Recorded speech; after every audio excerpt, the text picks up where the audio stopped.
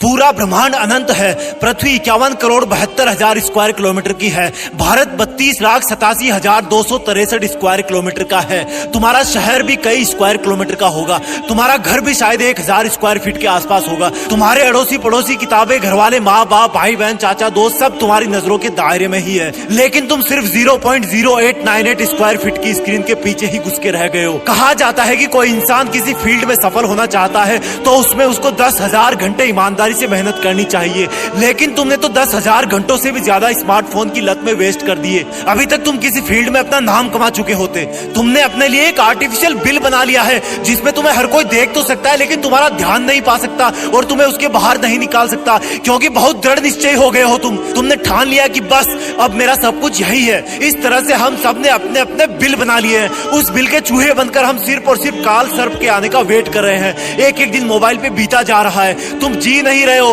तुम सरवाइव कर रहे हो जैसे या तो कोई युद्ध होने वाला है या फिर उस बिल में बैठकर हम अपने लिए परलोक से किसी देवदूत के आने का वेट कर रहे हैं कि वो आएगा और मुझसे बोलेगा कि लीजिए सर, ऊपर वाले ने आपके लिए सफलता भेजी है। अपना टाइम तो आएगा लेकिन बिल में ही आएगा। वाह यार, कितने क्रिएटिव है हम लोग कि हमने एक ना दिखने वाला बिल बना लिया है। वाह यार, कितने ऑप्टिमिस्ट है हम जो सोचते हैं कि हमें सब कुछ इसी 5.5 इंच की स्क्रीन से ही मिल जाएगा। उस स्मार्टफोन के बिल से तुम तभी निकलते हो जब तुम्हें बहुत जरूरी स्वार्थ वाला काम होता है, जैसे कि खाना खाना। लेकिन अफसोस कि खाना लेकर फिर तुम उसी बिल में घुस जाते हो जैसे तुम्हें बाहर कोई देख रहा हो। कितने अनकंफर्टेबल हो जाते हो तुम तब, और स्क्रीन पर उंगलियां फिराते फिराते खाना खाते हो। वाह मेरे बिल्लों के बिल दे, कभी निकल उस बिल से बाहर। देख तेरे शहर में कोई मेला लगा है, देख तेरे घर पे कोई आया है, चल उठ और माँ को सरप्राइज दे कि ले माँ, मुझे लगा कि तुझे प्यास लगी है, पानी का लोटा लाया हूँ। लेकिन तू नहीं करेगा। चौराहे पर खड़ा होगा तो मोबाइल का गुलाम होगा। बस में सीट मिल गई तो कहना ही क्या, नहीं तो खड़ा होकर भी एक हाथ से बस को पकड़ेगा और दूसरे से मोबाइल चलाएगा।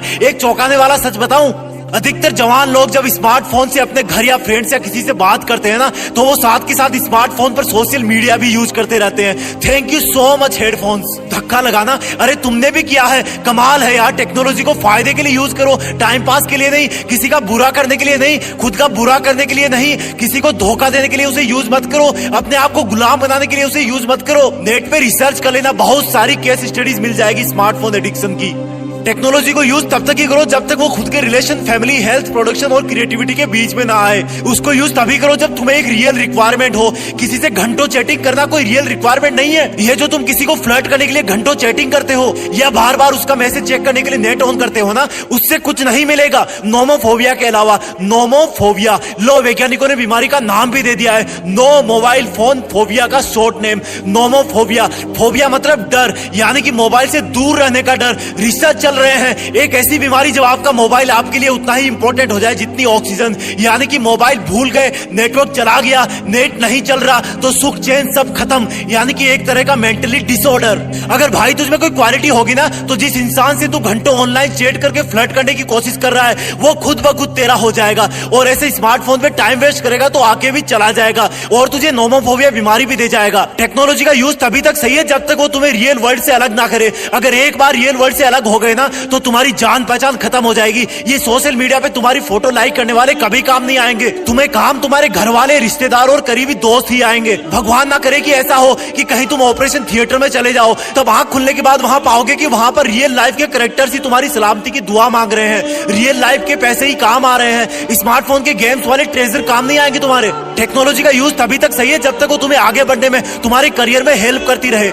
जैसे अगर तुम एक एप्लीकेशन डेवलपर हो या फिर कोई प्रोग्रामर हो या फिर कोई यूट्यूबर हो तो करो जी भर के काम, क्योंकि वही तुम्हारा फील्ड है। ध्यान रखना, काम करना और उस पर टाइम वेस्ट करने में फर्क है। टेक्नोलॉजी का यूज तब तक ही करो जब तक वो तुम्हारी मेंटल, फिजिकल और इमोशनल हेल्थ पर कोई असर ना पटके। ये जो तुम सुबह उठते ही 5 मिनट के अंदर अपना स्मार्टफोन चेक करते हो, या फ्रेश होते टाइम संडास पे बैठ करके यूज करते हो, या फिर रात को सोने से पहले भी चिपके रहते हो, वो तुम्हें किसी दिन बहुत ज्यादा बीमार बना देगा। अगर तुम बेचैन हो जाते हो जब तुम्हारे मोबाइल की बैटरी लो हो जाती है, या फिर सिग्नल लॉस्ट हो जाता है, या फिर नेट चला जाता है, या उसका मैसेज नहीं आता, तो सोचना है स्मार्टफोन तुम पर अपना सिकंजा कस रहा है। बिल के बाहर निकलो, कभी बिल के बाहर भी दुनिया है। पहले लोग कहते थे कि सितारों के आगे भी दुनिया है, चलो चांद पे चलो, लेकिन आज मैं कहता हूँ कि स्मार्टफोन के बिल के बाहर भी दुनिया है। जब घर की घंटी बजती है तो वही इंसान अंदर से गेट खोलता है जिसके हाथ में या तो स्मार्टफोन नहीं होता, या फिर जिसको स्मार्टफोन चलाना नहीं आता, या फिर जिनको इसका एडिक्शन नहीं है। अब या तो वो माँ हो या दादी हो या पापा हो, अगर घर में कोई सगा संबंधी भी आए ना तो वही लोग खुलकर एंजॉय कर पाते हैं, वही लोग खुल के बात कर पाते हैं जो इसके गुलाम नहीं होते। सोचो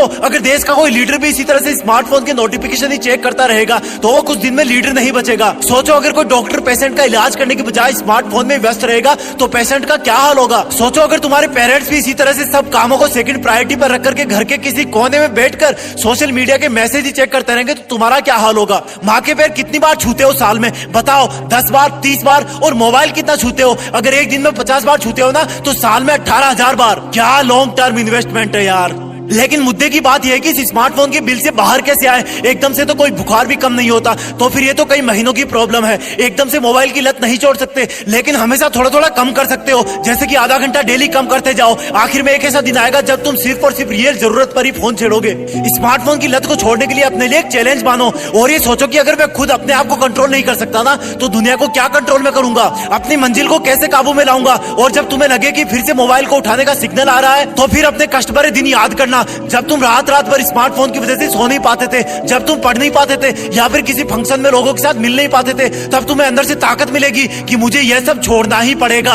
इसके बाद जितने भी एडिक्शन वाले एप्स और गेम्स है ना यार उनको उखाड़ फेंको। अगर तुम सारे दिन सोशल मीडिया पे खोए रहते हो, फोटो अपलोड करते रहते हो तो मैं कहता हूँ कि यार उससे भी कल्टी मार लो। थोड़े दिन बाद तुम्हारा मन भी नहीं करेगा ऐसा करने का। हर एक चीज को सर्च करना बंद करो। एग्जाम का रिजल्ट वगैरह तो सर्च करना ठीक है यार, लेकिन अगर तुम्हें जूते में लेस भी डालनी होती है ना तब तुम नेट पर सर्च करते हो कि how to insert lace in shoes, और इस तरह से करते करते ब्राउजर में 10-15 टैब खुल जाते हैं। उन सबको बंद करो यार, ये टेक्नोलॉजी आ जाई है। पहले कैसे काम होता था यार जब ये सब नहीं था। ऐसा करने पर तुम अपनी ब्राउजिंग को कंट्रोल में कर पाओगे। जब तुम्हें लगे कि तुम एडिक्शन से नहीं जीत पा रहे तब तुम अपने आप को ऊपर वाले और फैमिली और फ्रेंड्स को सौंप दो, उनको टाइम देना, फर्क पड़ेगा। चलो एक चैलेंज देता हूं मैं, तू अपने किसी खास दोस्त या भाई बहन को अपने सोशल अकाउंट का पासवर्ड रीसेट करने के लिए बोल और उनको बोलना कि वो बताए नहीं तुझे। ट्राई करके देख, 1 हफ्ता 15 दिन 2 महीना तुझे महसूस होगा कि तू इनके बिना बेहतर ढंग से जी सकता है। जब तुझे लगेगी अब तो सोशल मीडिया चलाना ही पड़ेगा, अब तो मेरे प्राण ही निकलने वाले हैं, तब उनसे पासवर्ड पूछ करके वापस चेंज करने के लिए बोल देना।